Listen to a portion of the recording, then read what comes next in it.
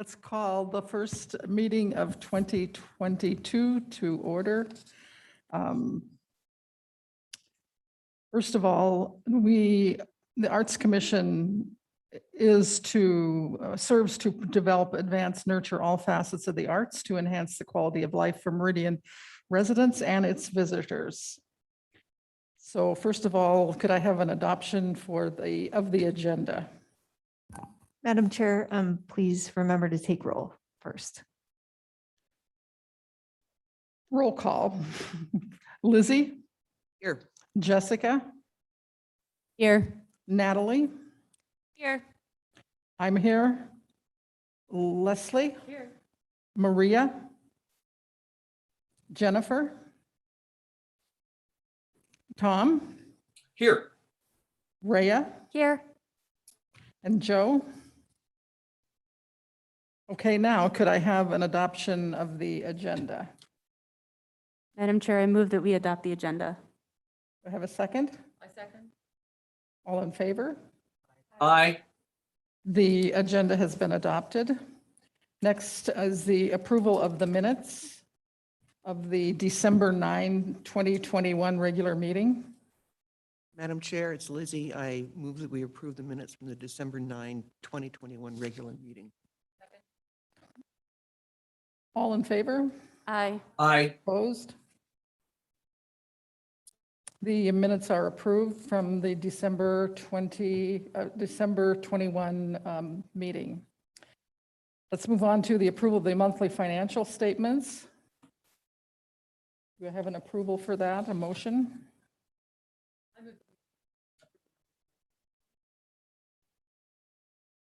Second.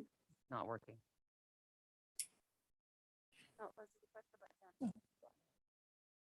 Is it on your screen? You're good. Oh, I'm meaning this one. Testing.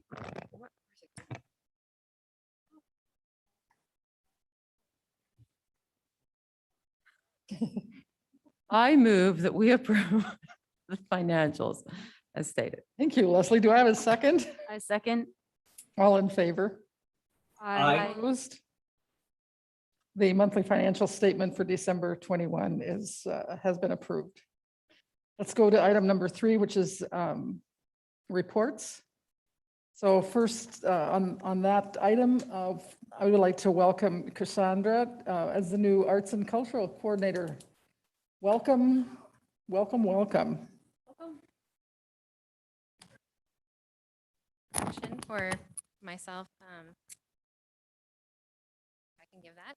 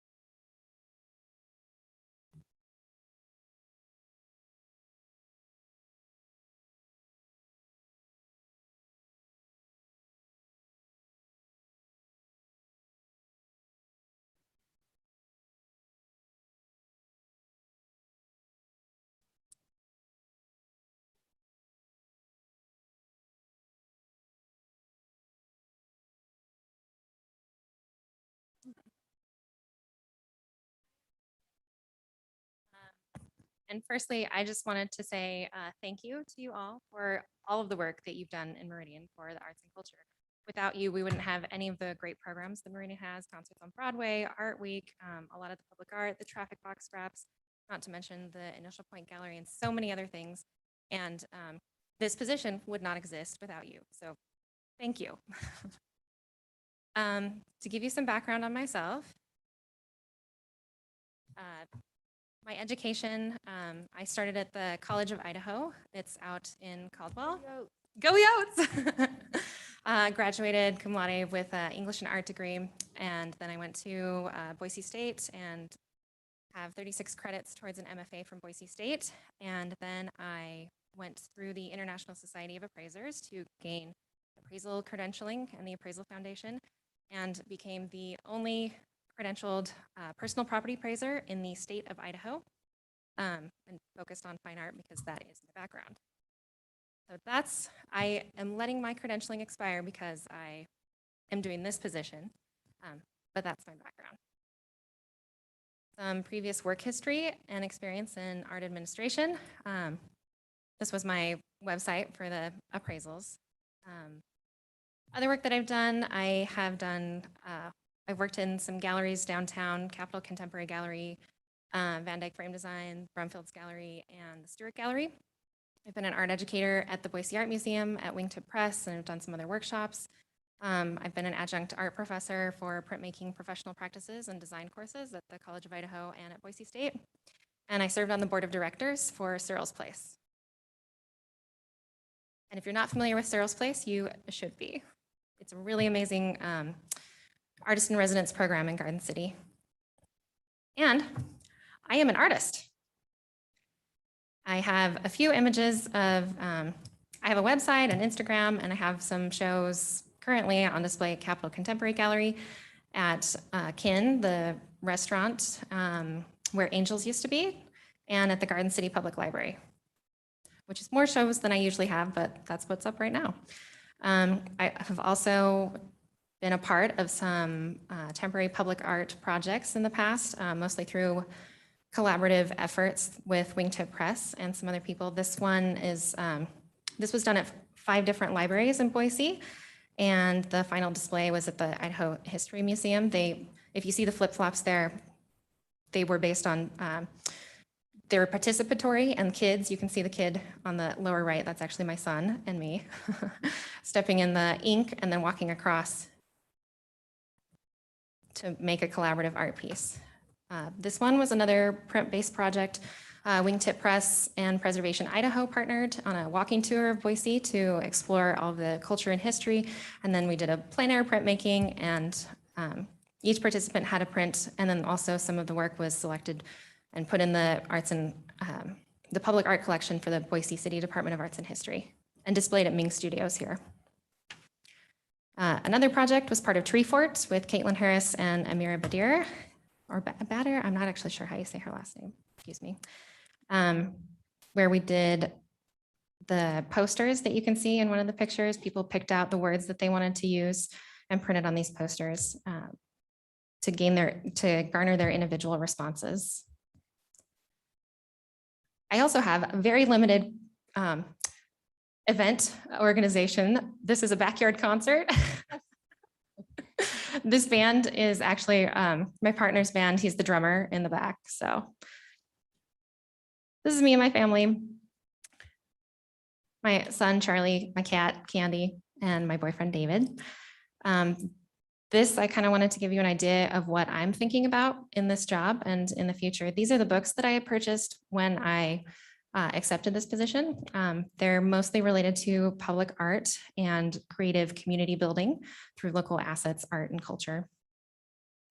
And I wanted to give a personal statement of my core values and beliefs.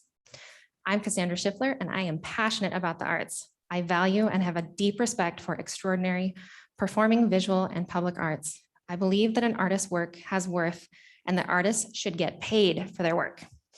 I aspire to create opportunities for meaningful engagement with the arts, and I recognize the time, energy, and commitment required and the importance of finding more effective, more efficient, and more sustainable strategies to get there. I am solutions-oriented, and I enjoy collaborative, creative problem solving. I believe art is important because art makes our quality of life better. Thank you. Sandra. So, can we move the, can we change the schedule of the agenda to go to item 12 and skip that ahead and then do our reports? So Yes. with that, Item number 12, there's a funding request by the Treasure Valley Children's Theater. And Autumn, would you like to present your request, please? Welcome.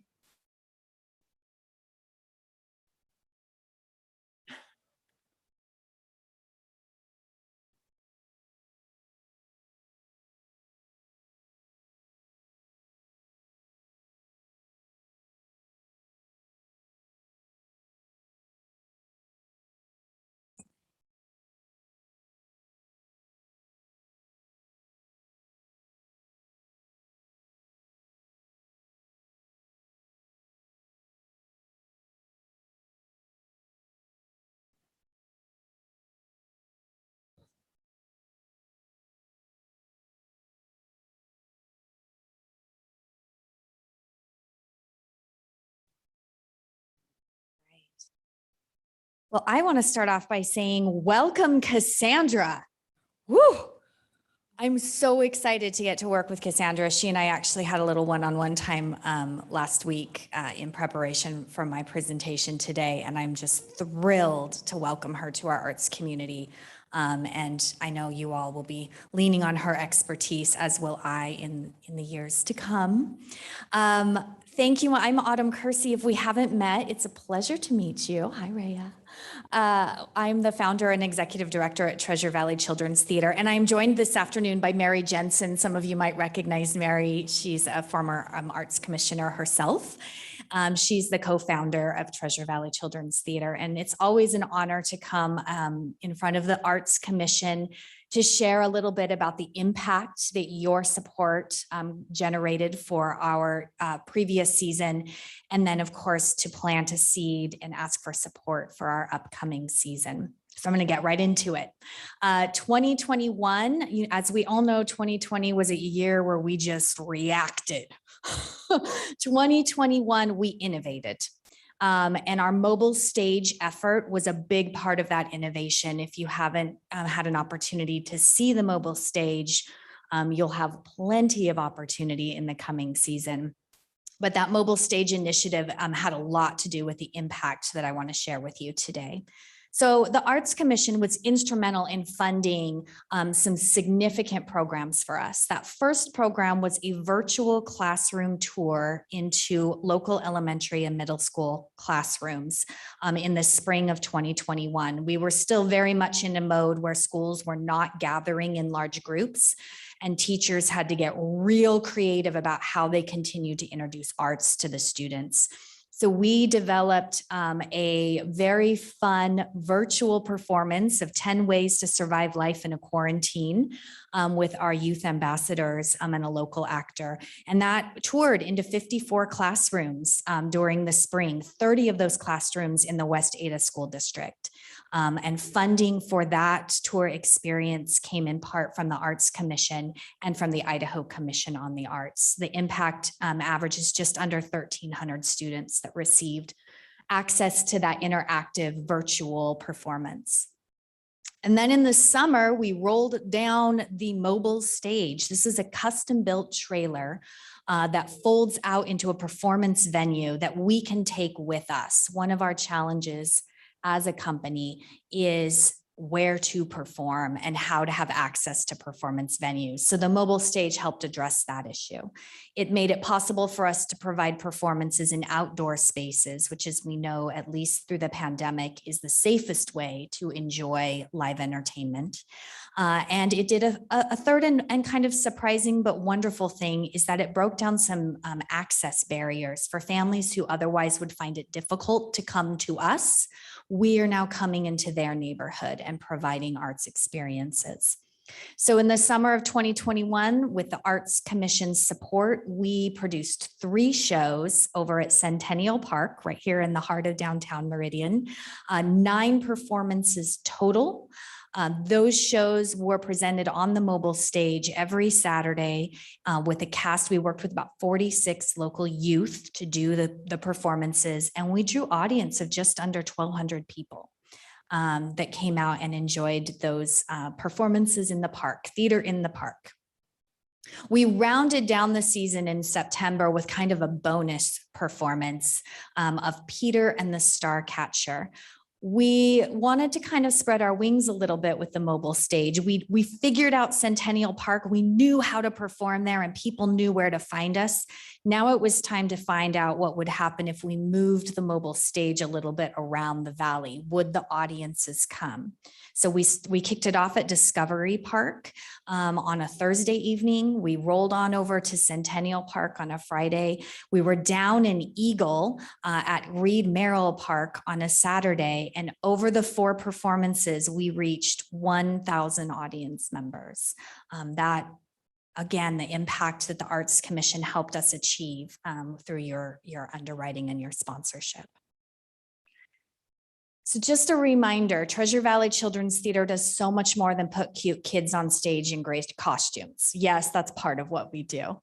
We're really in the community to empower young people to discover their voice, to help them discover their unique skills.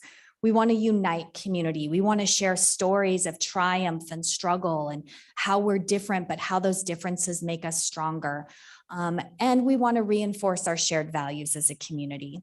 And you'll see those 3 goals outlined in my season 2022 ask, which I don't have a slide deck for, but hopefully you received a copy in your packet.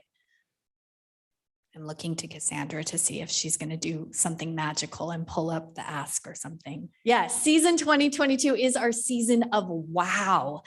It is the 10th year that we have been producing work here in the Treasure Valley. I can't even believe it's been 10 years, but that is the truth. And our season of wow includes 2 brand new, never produced anywhere else in the world performances.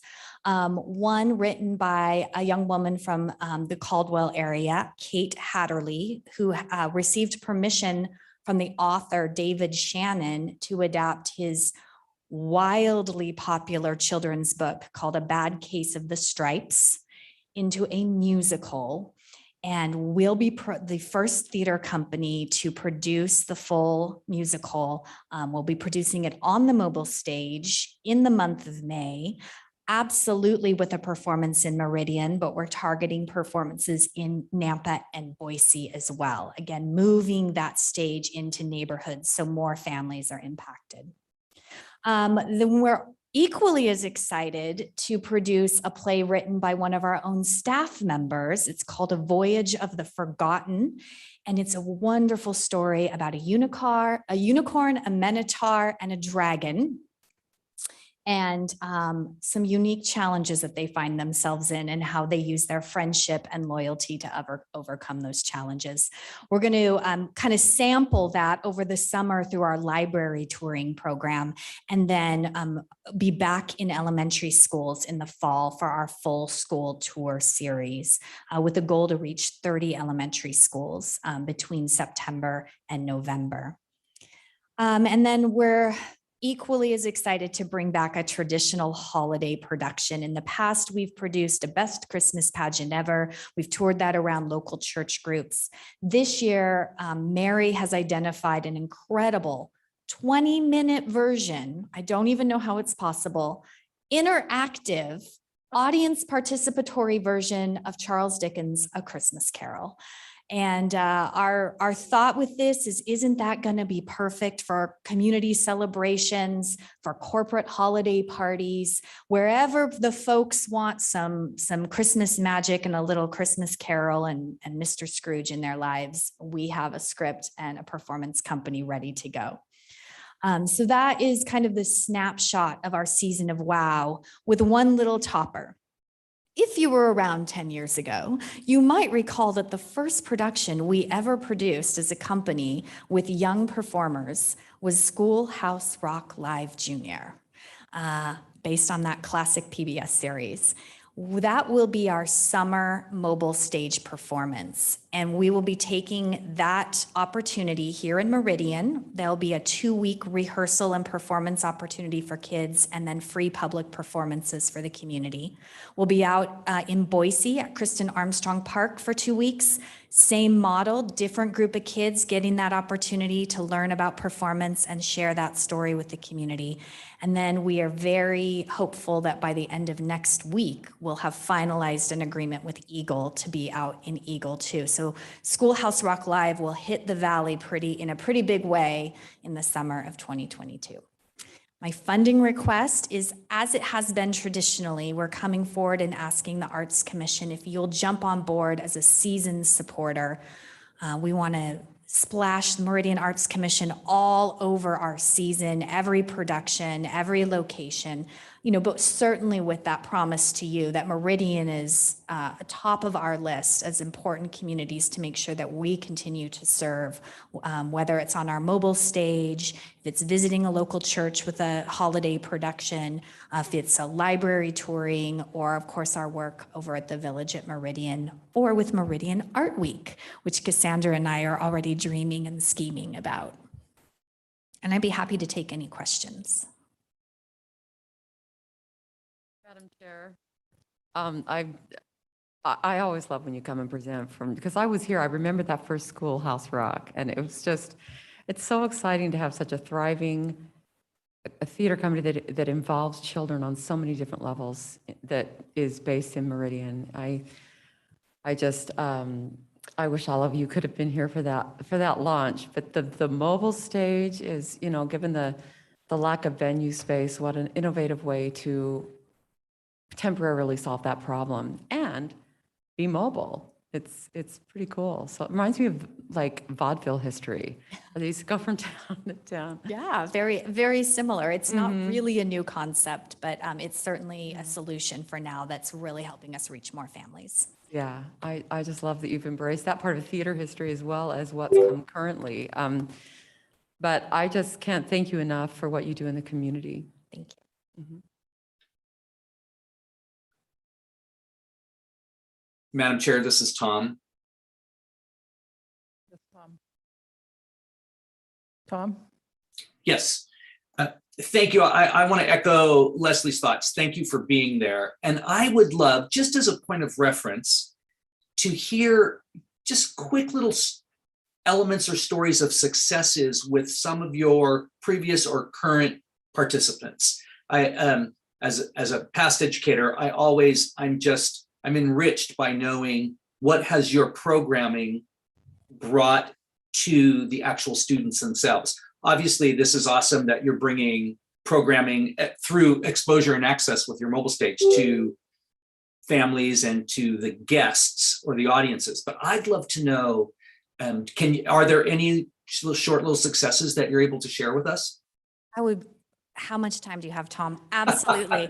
In fact, I think Rhea Wardle would be happy to speak to that too. But just to qualify success for you, like we definitely, in fact, I just got done having lunch with one of our alumni who's going to Sarah Lawrence College in New York and is moving into her senior year and studying theater and studying French. And we certainly have that track record of success, but then we also have the qualitative success of that kid who struggled with anxiety and didn't want to leave their house and found a safe, brave space with Treasure Valley Children's Theater to practice public speaking or to practice tools to be more engaged with their community. And then I think to top that, 2020, we've seen this intense mental health crisis among our kids. And it's not something we could ignore as a theater company that really works with young people to try and generate spaces for them to be honest about who they are and what they need. And, to that end, our adult company started engaging with some professionals in the community to beef up our skills. How do we talk to young people? How do we make sure they get the resources they need? All the way to the point where our youth ambassadors led a 6-week mental health challenge that was a social media campaign that increased engagement on our social media 60%. And those kids owned that campaign. That was theirs. So, you know, I think, Tom, just to kind of throw it back at you, like, what kind of success do you want me to tell you about? Because I could pull anything from the library. You just did. That's amazing. Congratulations. We're lucky to have that, especially in the dynamic in the world scenario that we're in. So nicely done. Madam Rhea- Chair, Autumn. Rhea? Sorry. Oh, no, Rhea. please. Rhea? I, as a student myself who's been part of Treasure Valley Children's Theater and who's also been able to like watch, not only participate in the program, but also watch the shows, I will say it's life-changing and that I don't think I would be here today if it wasn't for that. Because when I moved to Idaho, I was like very, very scared. When my mom my sister is very outgoing, but when my mom presented the idea of trying something like that, I was like, no, definitely not. That's not me. And I realized I didn't have to be a theater person to try it out, but doing it told me that I could do something and that I could get to somewhere like here. So I'm very much, my heart is for you guys. So thank you for what you've done. Thank you, Ray. Continue to do for students. Madam Chair. Thanks, Rhea. Rhea, to bring it together to what you said, the comment that I was about to say with Autumn and Mary is that we forget that theater isn't just for actors. Theater is for people. And it's so helpful on so many different ways, and it serves you forward no matter what you do in your life. It serves you forward. It makes you more comfortable. It makes you get to know yourself better. I think we often think of that as the actor's world, but it's so much more, and you encompass all of it. You do so well. Thank you. Autumn and Mary, I'm personally just so always enthused when you guys bring your list of what your productions are going to be for the year, because it's so fun and refreshing. And I have never gone to one of the productions that I just didn't think it was fabulous.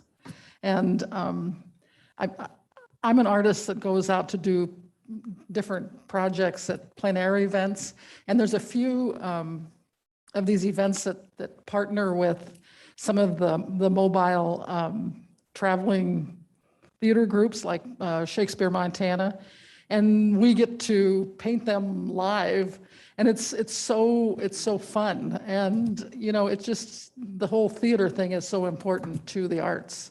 So thank you for a great presentation and what looks like to be a fantastic 2022. Bonnie, we would love to have you come paint Voyage of the Forgotten when we perform for Meridian Art Week.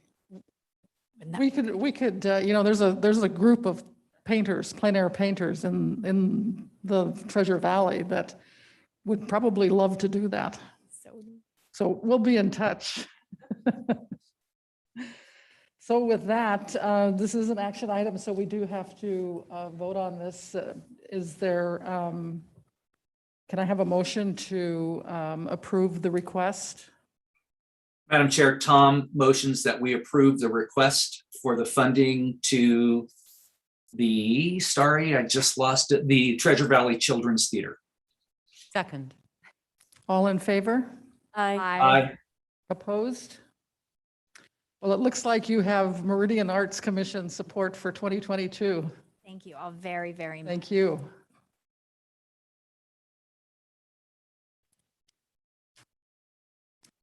So with that, let's go back to the next item on the agenda, which is the initial points gallery subcommittee report. Madam Chair, we still have our map exhibit up. It's the same from December to January. So that is up through the end of the month. And I apologize, I do not know who's coming in February. So the next exhibit, which opens February 4th, is Fred Choate, Max Serrani, Karen Eastman, and Hallie Maxwell. Thank you. And do you want me to do this upcoming, or is that you? You can if you'd like. Well, we had some talk of changing up the subcommittee chair. I will nominate myself to stay in that position unless anyone else would like to take it. And we were going to discuss maybe changing up some of the meeting functionality, and if we need to be meeting as often as we have been or not. So any ideas? My understanding that was going to be a discussion at our next subcommittee meeting. Is that right, Cassandra? Okay. So we'll do that. Okay, we'll do that at our meeting then. All right. All right. Thank you, everyone. Thank you.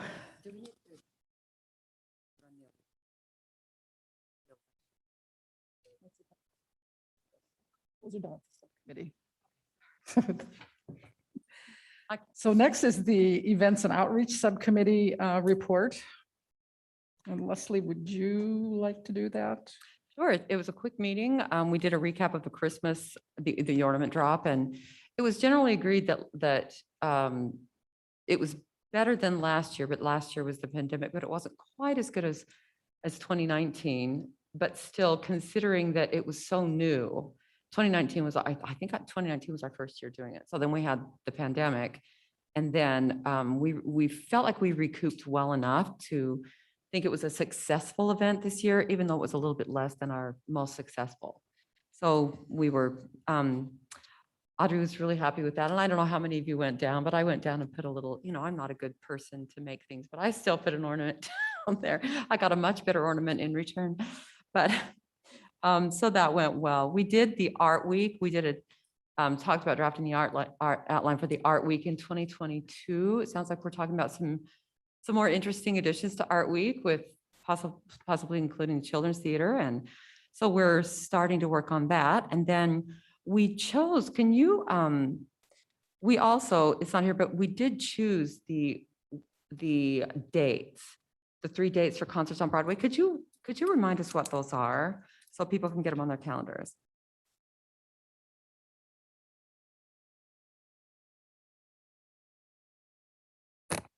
I don't have the dates in front of me, but it is the last Saturday of September, right? No, of August, and then the second and fourth week following that Okay. last Saturday.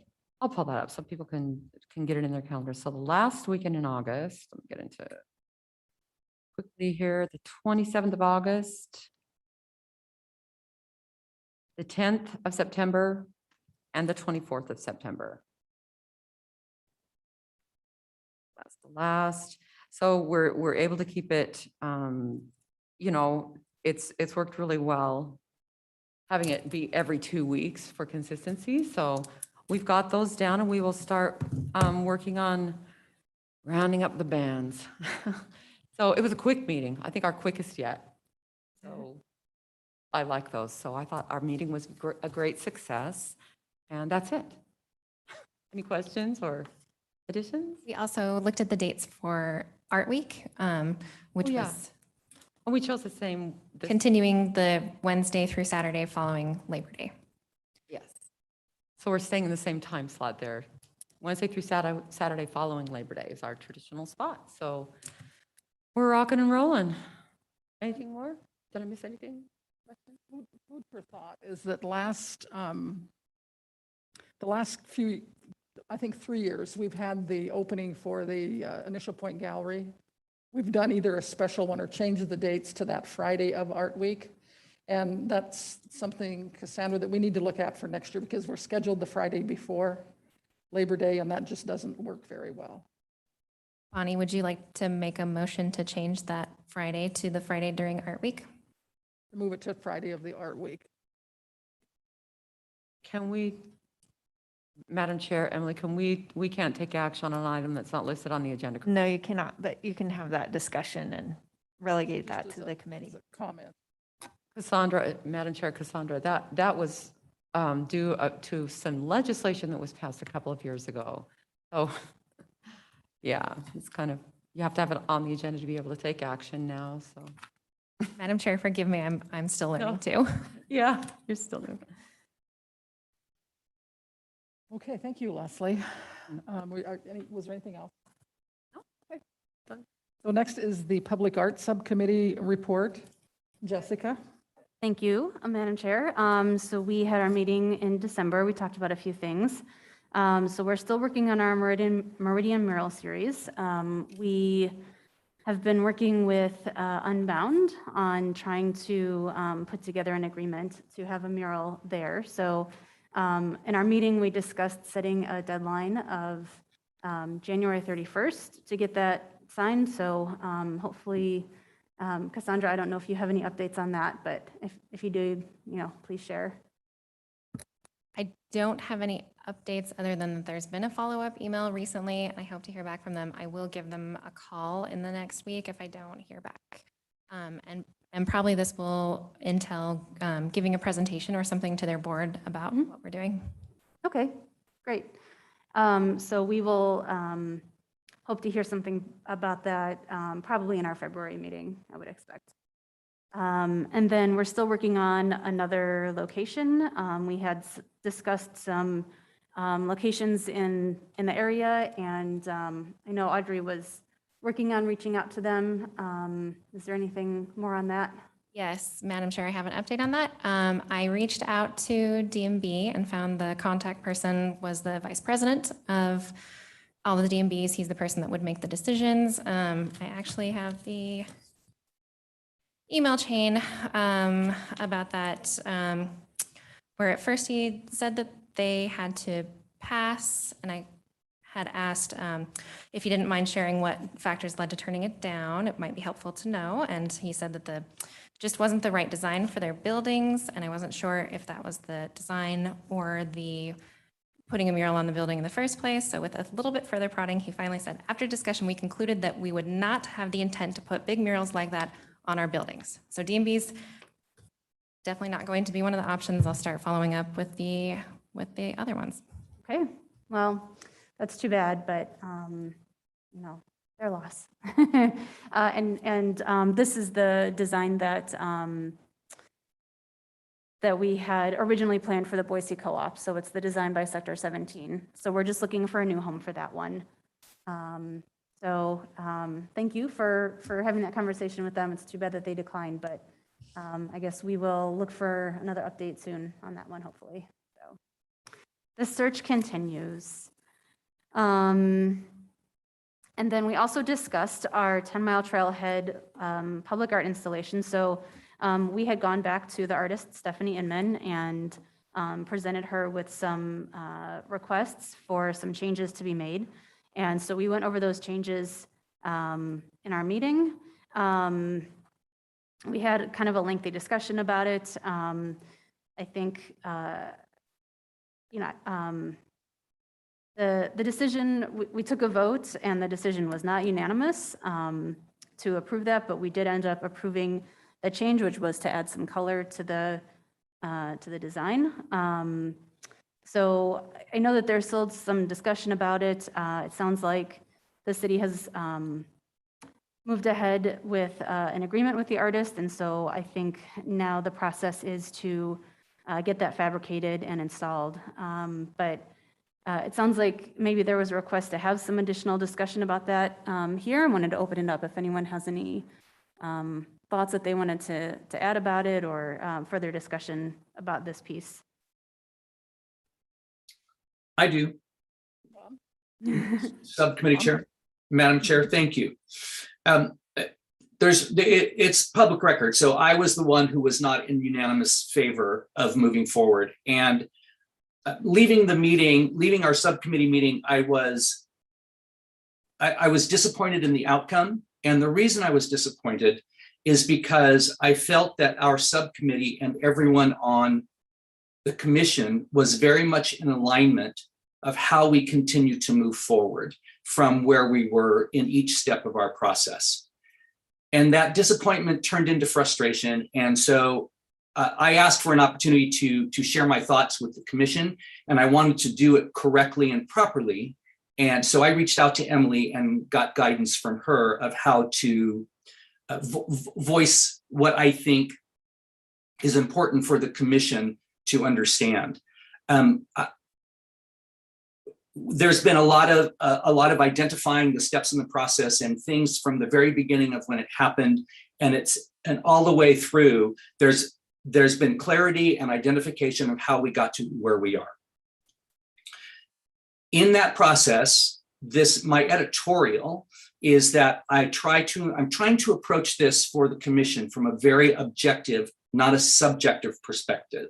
This, in my opinion, at where we are in our process, is no longer about like or dislike of the art. This is really about the objective approach of how we got to where we are. And because of that, I believe that we have failed. I believe that, and we've failed on several levels. I think we failed our mayor. I think we failed the city council. I think that we failed the citizens of Meridian. But most importantly, and it took me a while to get here, I truly believe at the top of that failure food chain, I think we failed the artist. And the reason we failed the artist is because multiple conversations have happened about like and dislike. And that's not the case anymore. At this step in the process, that should not be what's happening because that's subjective. And we failed this artist from the beginning, and putting the artist through this, I believe, is a failure on our part.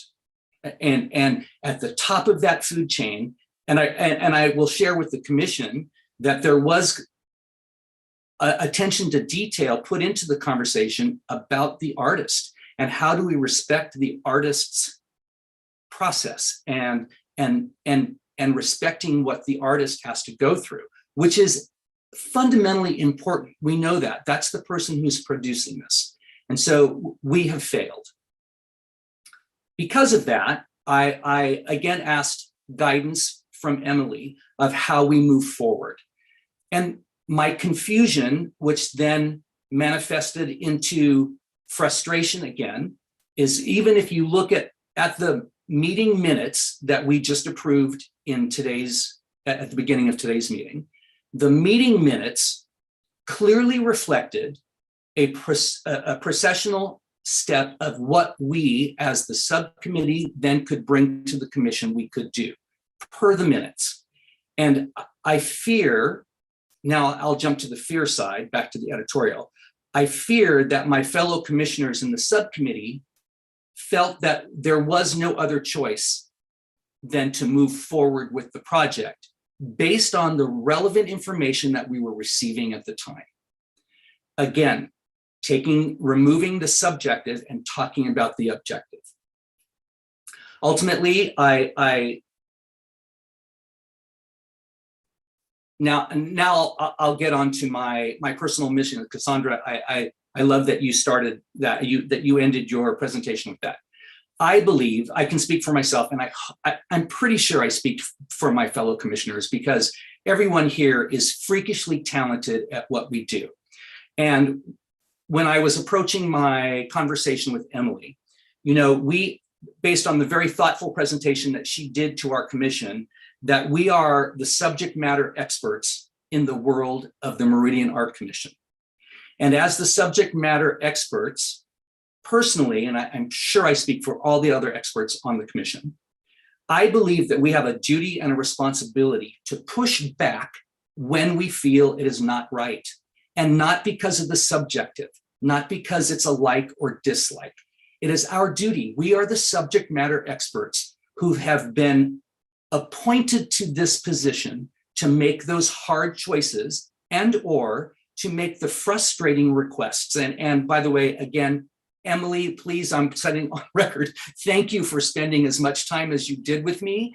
It was invaluable, and it's an incredible learning lesson for me.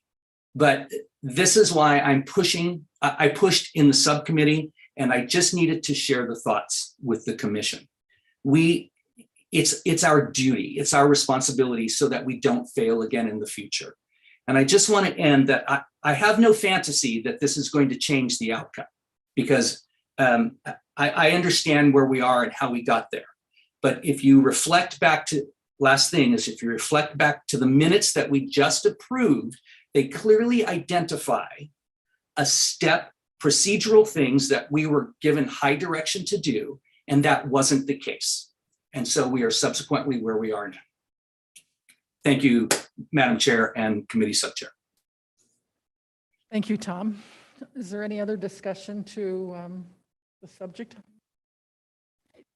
Madam Chair, Tom, thank you for being willing. Sometimes we get involved in a long-term process. When I first came on the commission, we had a long-term art approval process that we truly struggled with. And I, of course, wasn't present as not being part of the Public Art Subcommittee. I wasn't present at the meeting that you're talking about, but historically, these longer-term processes have been more fraught with the occasional difficulty and hurdle in understanding the process of outlining exactly how it goes. And of course, as we've grown as a commission and we've become more involved with other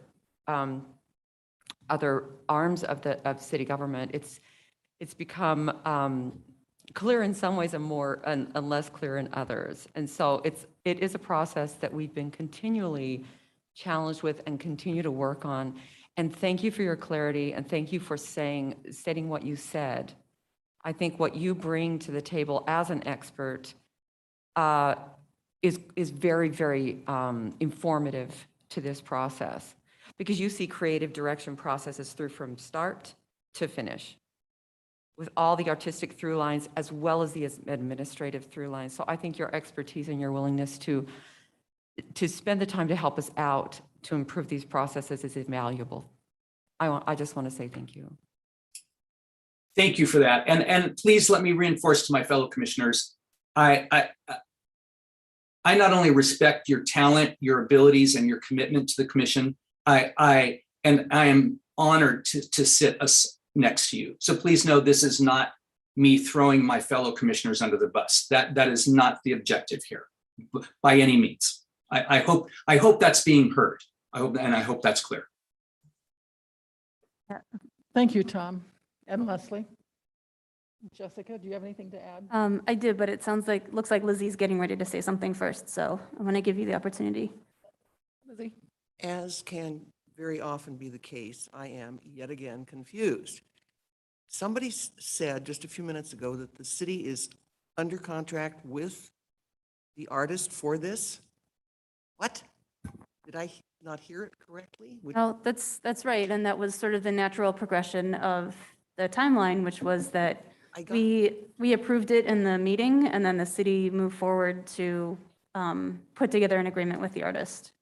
So Okay. the final step before it's enacted is that city council needs to approve it next week. And so that, if folks are still unhappy with the outcome, or with anything that happens, there's always that avenue too, as well, to speak with the city council.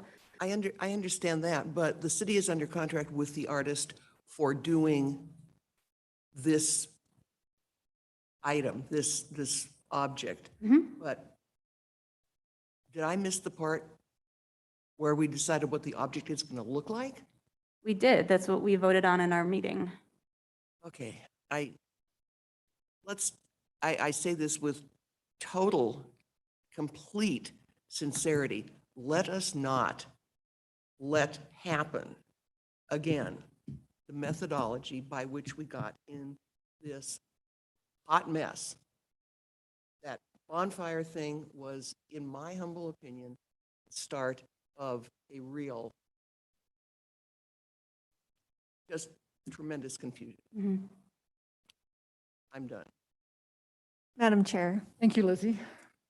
it's me. Emily? Can't see my mouth move, so I'm raising my hand. So just to clarify, the contract has been offered to the artist and she signed it. There's a copy of it in your packet. And I did try to get it on for the 18th, but I messed it up. So now it's on for the 25th. However, you do have some options. If the commission is truly not wanting to move forward, the commission, or sorry, the committee did its work and it did its job as the commission directed it to in July, which was to work out the details with the artist and come to a final design. And so that's what the committee voted on and Jessica is presenting today. So as Tom mentioned, I've had a few conversations this week about next steps. And Jessica, that's absolutely correct. The next step at this point is to move it on to city council. Until today, that really, in my mind, was the only possible next step. But we did meet with the purchasing manager, Keith Watts, and the Parks and Recreation Department Director, Steve Sidaway, today, and they helped me figure out some alternatives if the commission is truly unhappy with the final result. Now there's the process, as Lizzie mentioned, a lot of lessons have been learned in this process about what not to do next time. So that we have a good list and we can absolutely do that. However, regarding this specific project, the commission can today act to do something different than just moving forward and having city council either sign or consider, for example, Tom's remarks and not sign and just kind of choose to do something differently. But the commission at this point, since the artist has not signed, since there's no executed contract, the commission can still work with the Parks and Recreation Department to do something differently with this design, if that's truly the will of the commission. If everyone is unhappy, or if Tom's comments are persuasive, you do have some options. There's some expense involved.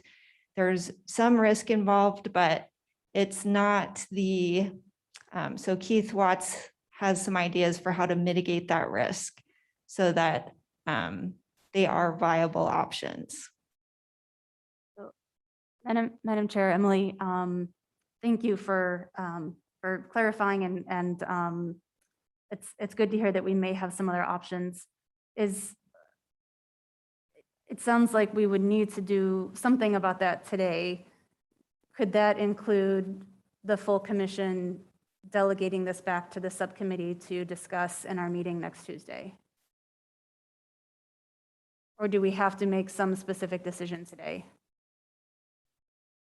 Madam Chair, Commissioner, the commission could relegate this matter to the committee to further discuss it. And in that event, I would just not have city council review the contract. So just to stop being vague about it, I'll just say one of the options is that you could go back to the artist and ask her to redesign the piece with the true list of everything that, the wish list that the committee identified for changing the design. There is, so Audrey had a conversation with Stephanie that we were able to recover, in which Stephanie suggested that could happen, but it would be up to $15,000 more. So, and again, conversations this week, I said, well, we can't just change the scope of the budget.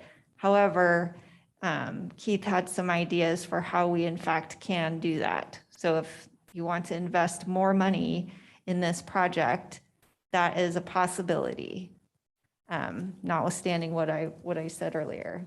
Excuse me, Emily, Yes. what was the dollar amount?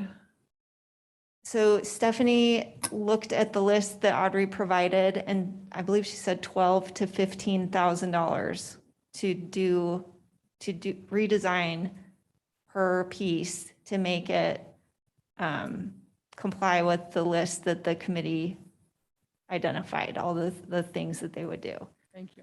And Madam Chair, looking at the budget presented for this meeting, it looks like we had originally agreed on, I believe, 35,000 as the cost for this. And so we would still have 15,000 left for this year, and we also had a carry forward of almost 21,000 for public art. So we may need to dig a little bit deeper into that, but it sounds like we have the budget available if we want to spend it.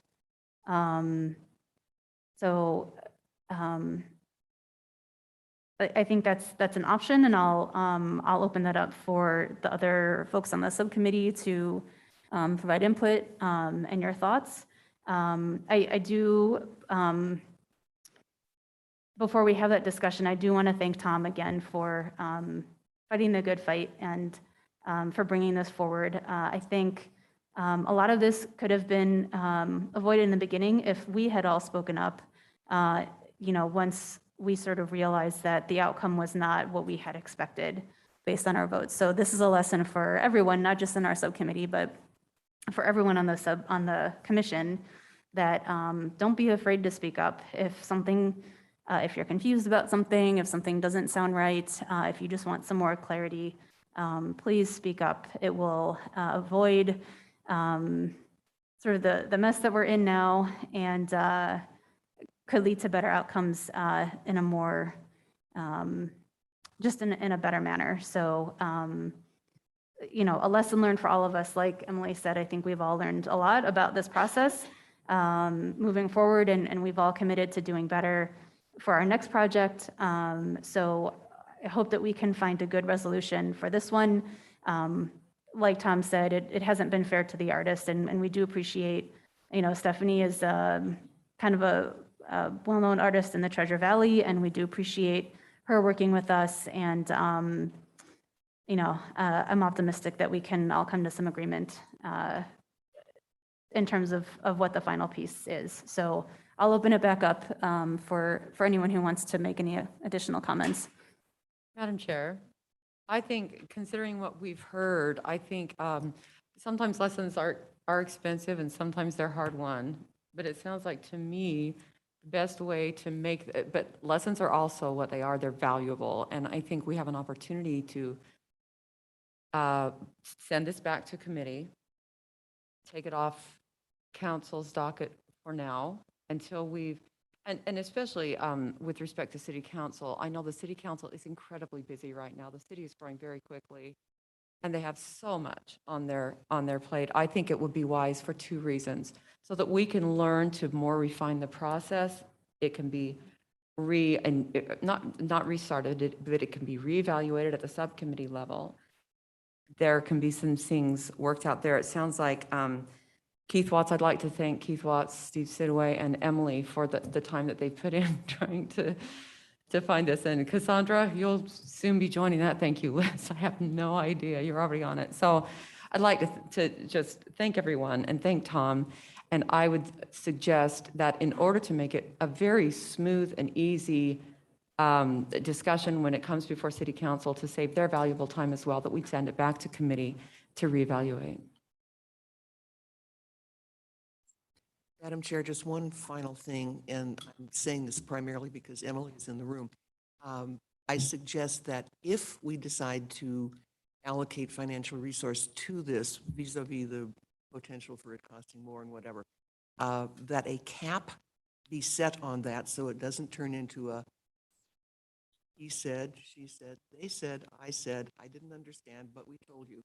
That if financial resources in whatever amount, $2,000, $12,000, that a cap be set beyond which we are not willing to go in negotiations with the artist. Madam Chair, Emily, I believe that you mentioned that $12,000 to $15,000 was the parameters of what it would cost us to ask for the list that the subcommittee had asked for. Is that? Madam Chair, Commissioners, yes, that is what Stephanie told Audrey. I don't know how in-depth the analysis was, or it was more of a ballpark in my impression, but Lizzie's point is well taken, and we definitely do set a not to exceed amount in our contracts. Madam Chair, in my notes from our subcommittee meeting in December, I think that we had suggested adding some additional flowers to give the piece more mass, and that's where the 12,000 came in, and then there would be an additional redesign fee. So I think that quote was for a specific design suggestion. So if we ended up going with that, then that's kind of ballpark what that would cost. If we decided on some different ways of approaching this, then perhaps the cost could be different, but that's a discussion we'd need to have. And Madam Chair, this is Tom. I'm wondering, one of the things that we did learn as a learning opportunity through this process is that we, the commission, actually, we had an internal client, and our internal client was Parks and Recreation. And because we are the subject matter experts who are partnering with them on this project. And if we treat them, if we continue to embrace them and treat them as our internal client, is there an opportunity to go to the internal client to do some possible budget sharing in the redesign fee? Or does it all have to come from the Meridian Arts Commission? First question. And then second question is, I'd really like to get clarity from our internal client about the schedule, because as I mentioned earlier, I believe that the subcommittee felt, and I choose this word carefully, please know, because it's going to sound like I'm speaking for my co-commissioners, but felt pressured to make certain choices and decisions based on schedule and funding. And that happens sadly all too often in the real world. So I would really, if this goes back to committee, if the committee could really meet with the internal client and have a very clear understanding of the processes and steps to get there. Third thing is, we should discuss what happens if it goes to committee and we embrace the artist to make revisions and changes via a change order, and it's an upcharge for the change order. Those revisions and designs come back to us and we're still not happy. And I'm sort of building off of what Lizzie said, that's where that cap comes. So that's something else that we must take into consideration at this point.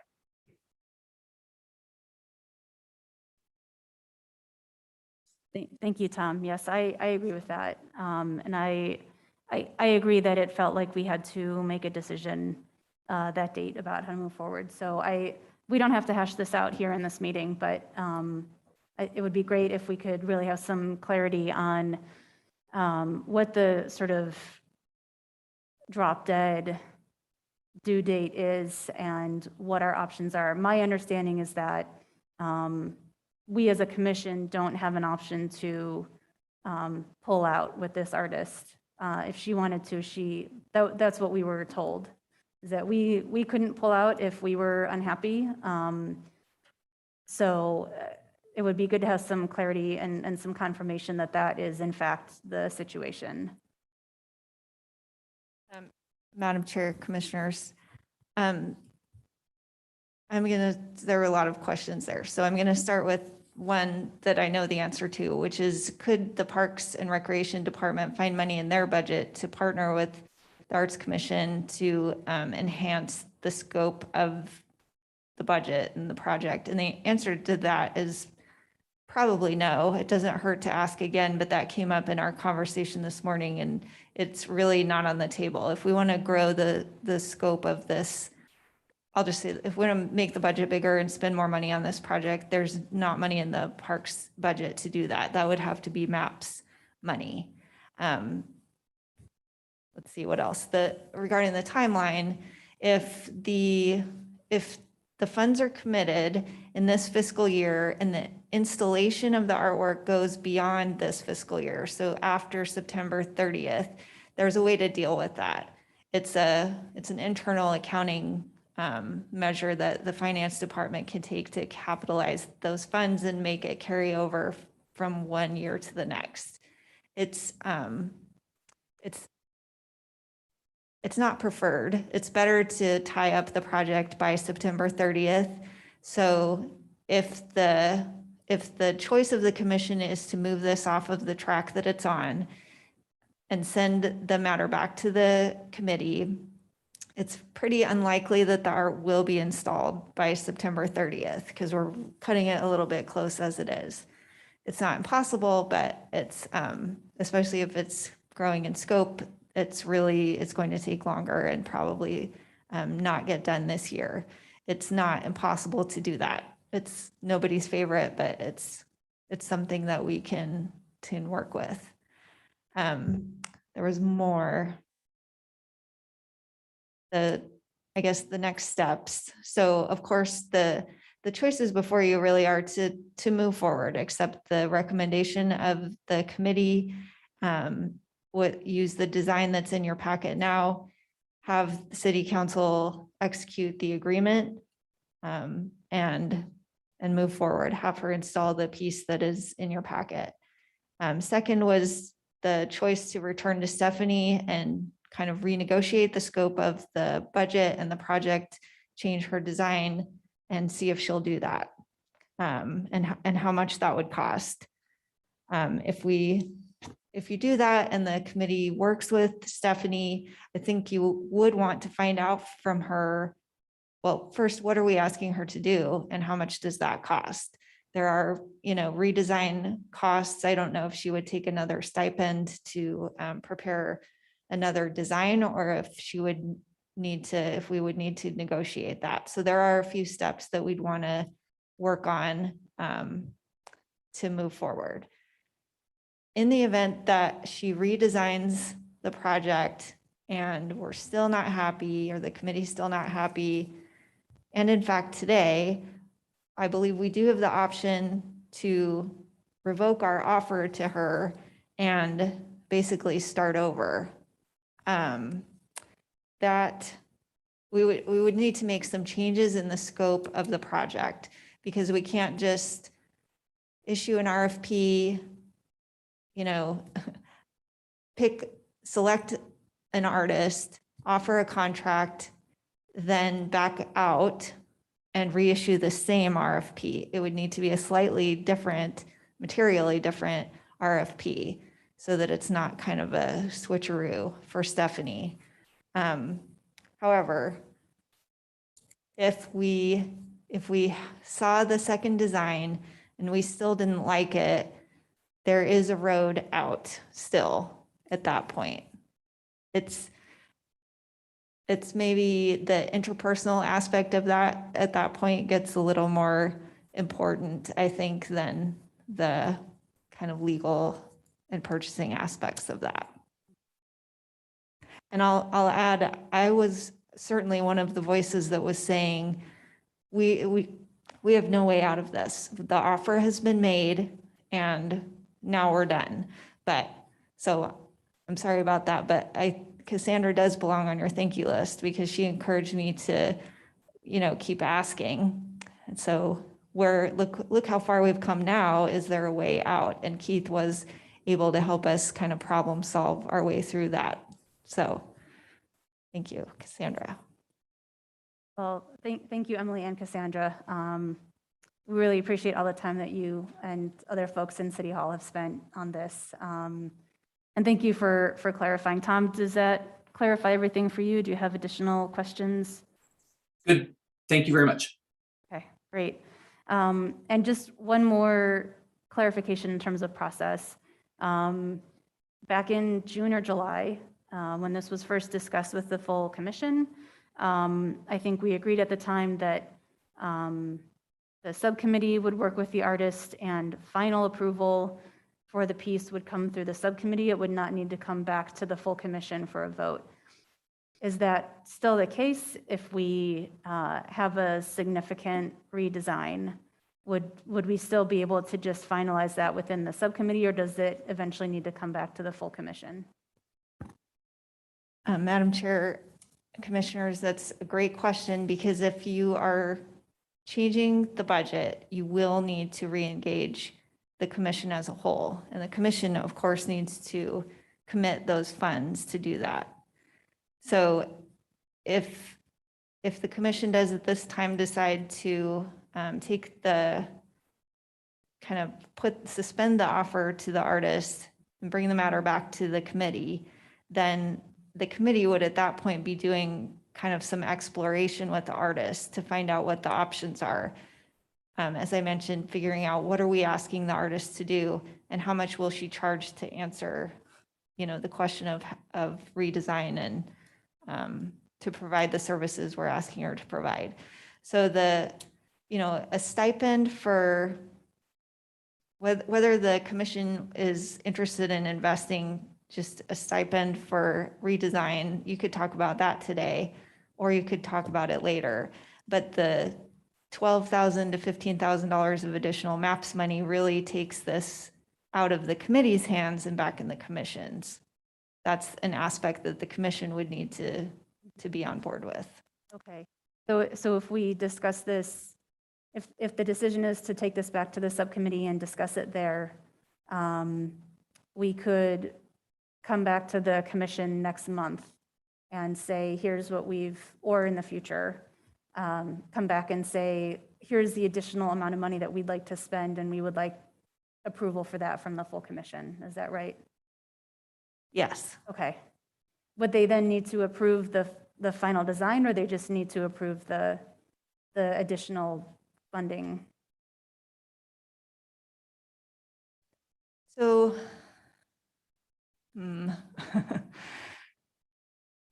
at that point, I mean,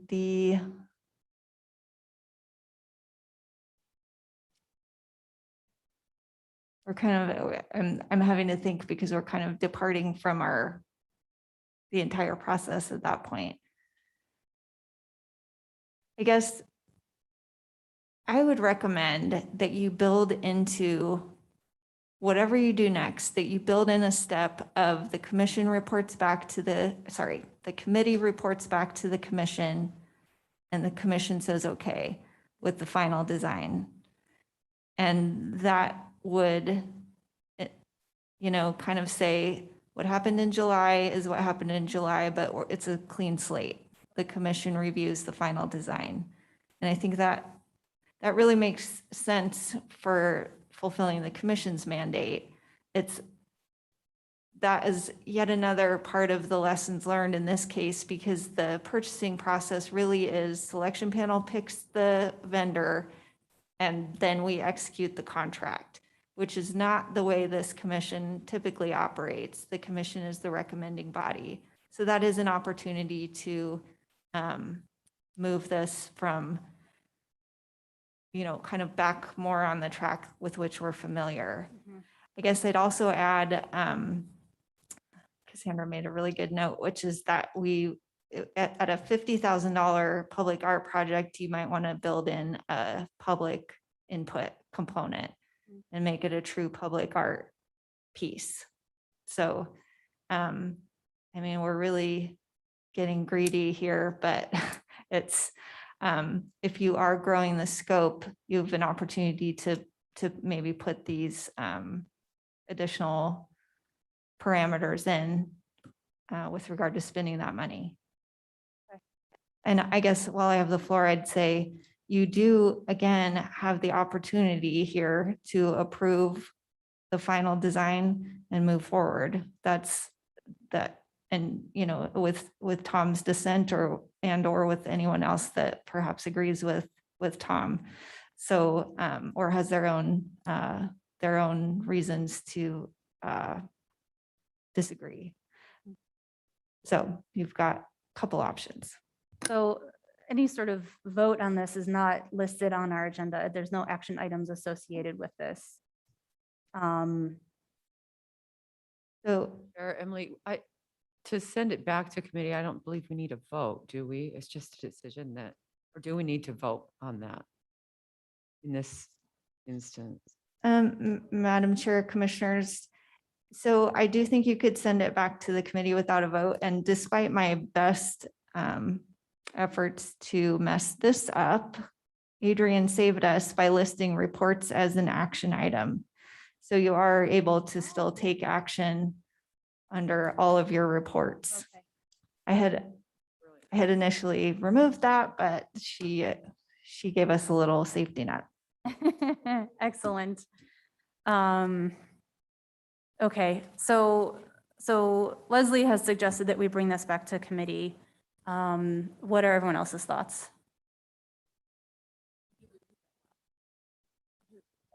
Yeah, it sounds like Leslie had suggested bringing this back to the committee for further discussion.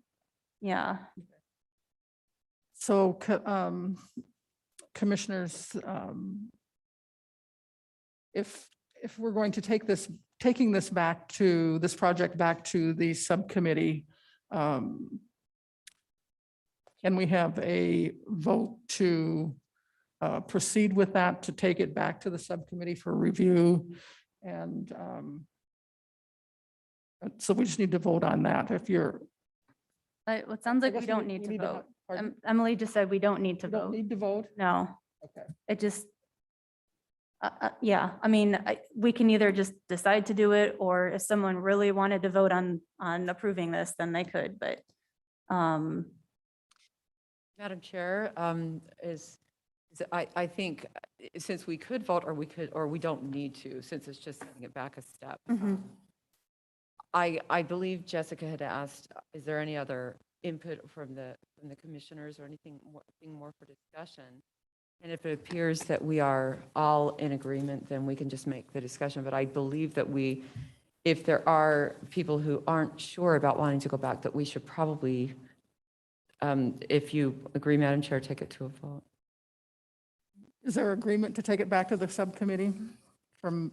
Madam Chair and Commissioners, I believe it should go back to the subcommittee, which I believe meets next Tuesday, Mhm. and that we should all, on that subcommittee, give careful thought in the Tom Vanucci style of expression as to exactly what we want to do with this, because if we don't do it sometime, I mean, we've got to find a branch and light on it. Right, We can't be flitting around until forever, because it's going to go back and forth and back and forth. A lot of entities beyond the subcommittee are involved in this. So we meet on Tuesday, we yell and scream, we do whatever we do. Then on the next meeting of this body, which is on the 10th of February, we say, okay, this is what we decided at the subcommittee level. Take it or leave it. I'm Yep. done. no, I think that's great. We've been given an opportunity for a second chance, so we should make the best of it. So, So the project is going back to subcommittee? yeah, it sounds like it is. Discussion and- So, all right, so everyone come to our meeting next week, ready to really kickstart this and get a good discussion going so we can make a decision. So thank you, everyone, for this discussion. I know this process is taking a lot longer than we anticipated, but sounds like we're heading in the right direction now. So just the final note on this, the final piece under our subcommittee report is that I'm actually going to be stepping down as the subcommittee lead. So I told everyone in December that I was going to be doing that. So the subcommittee, the Public Arts Subcommittee Chair position is open for whoever is interested. So we can discuss that in our meeting and let myself or let Cassandra know if you're interested. And we will end the meeting with a decision about who's going to be leading us moving forward. So that's all. Thank you, Jessica. And no further discussion on that item. Let's move to the new business, which is the item number 13, electing commission chair and vice chairs. Are the nominations open, Madam Chair, for chair? So then, yeah, the next order of business is the election of officers. Meridian City Code directs us to hold elections at the first meeting of each calendar year. And our bylaws state that the officers of the commission shall include the commission chair and the commission vice chair. I will now take nominations from the floor for the office of chair. I would like to nominate Bonnie Zong-Griffith to continue as chair. Bonnie Zahn-Griffith has been nominated for the office of chair. Are there any other nominations for the chair? Seeing none, the nominations for the chair are now closed. I will now take nominations from the floor for the office of vice chair. I'd like to nominate Jessica Peters to continue as vice chair. Are there any other nominations for vice chair? If there are none, the nominations for vice chair are now closed. And I propose that we vote for these nominations as a slate and by acclamation, since both nominees are running unopposed. Is there a motion to elect the chair and vice chair as for the year 2022? So moved. Second. All in favor? Aye. Thank you for your service. It has been moved and seconded that we elect the chair, and all in favor signify by saying aye. Aye. Any opposed? Hearing none, the motion carries. Congratulations, Jessica. Thank you. Congratulations, Bonnie. Thank you. Okay, with that, the next meeting is scheduled for February 10th, 2022. And I believe we are ready to adjourn. If I could have a motion.